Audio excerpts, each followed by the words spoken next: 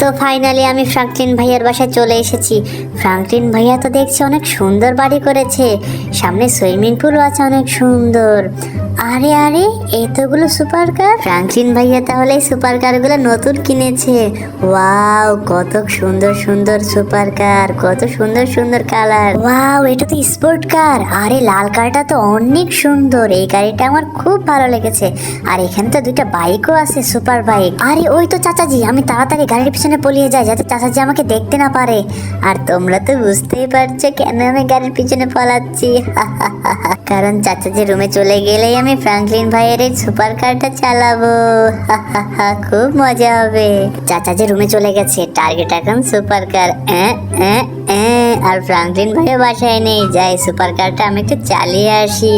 শুনেছি সুপার কারটা নাকি অনেক স্পিডে চলে, এটা কন্ট্রোল করা নাকি অনেক কঠিন। ওয়াও, সাউন্ডটা শুনলেই তো মন ভরে যাচ্ছে।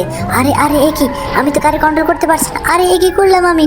আরে আমি তো সুইমিং পুলে গাড়ি ফেলে দিয়েছি, এখন আমি কি করব?